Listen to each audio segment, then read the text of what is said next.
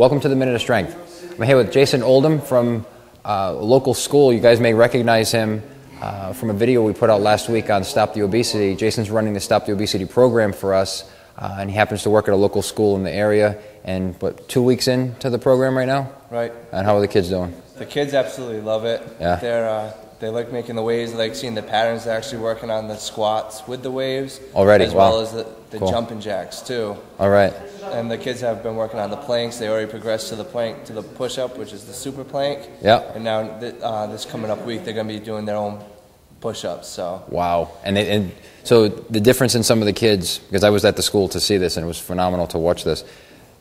There was a young boy that said he couldn't do a plank when he first started, and he was doing super planks without a problem, and proud that he could do that. And this was a kid that was heavy set kid, moved extremely well, right. And he had been doing it for about 7 or 8 days at the time that we shot that, right? Right.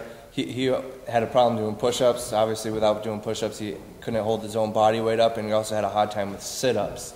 So it's going to be interesting to see after the pre-workout results, after the whole program is over, see how long he can actually hold the plank. He was probably up to 30 seconds when we first started, and now he's doing for 30 seconds for 4 to 8 rounds. So. Wow, that's amazing. And that's what this whole program is about.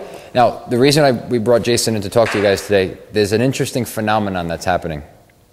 We offer the Stop the Obesity program for free. We donate the rope to the school. We donate the education to the school. All we ask in return is a promise from the school that they'll give us the feedback, right? Right.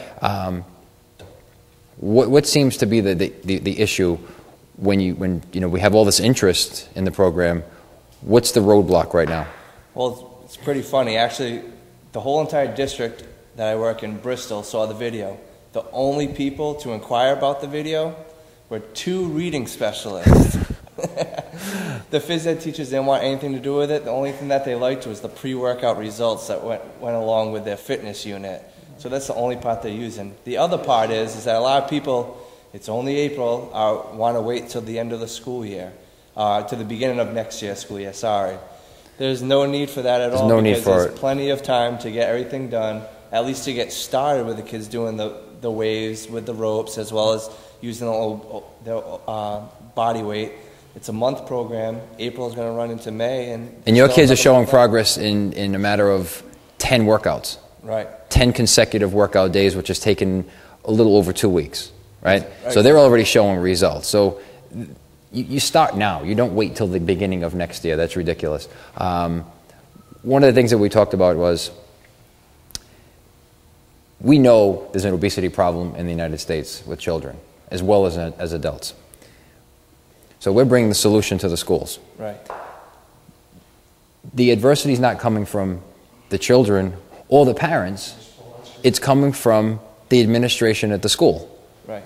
Which is so ironic, or from the phys ed teacher themselves. Right. I can only imagine that it's because they just think that this may add a more workload to their day. That's the only thing I can come up with, because there's no excuse for this. If the kids want it, the parents accept it. In some cases, the superintendents are okay with it, and the administrators are okay, but the phys ed teacher just isn't willing to work that hard. Was it easy to implement this program?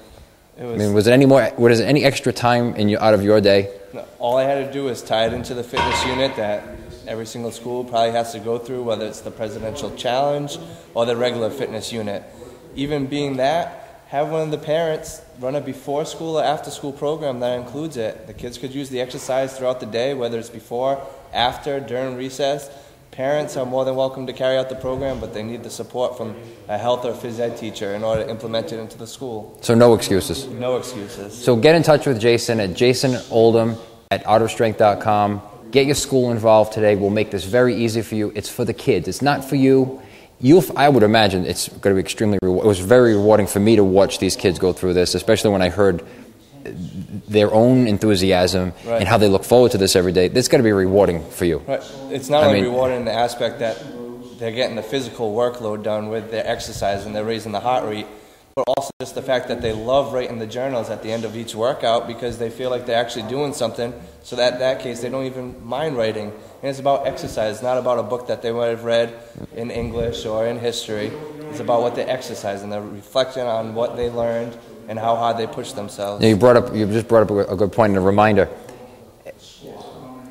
A teacher was interviewed at the school and wanted to know how the kids were acting in class after this program.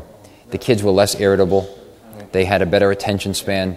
So parents out there that are watching this, call your school, get the school involved yourself, and it might take a parent to get proactive and get the school involved. There is no cost to the school. That you have to know.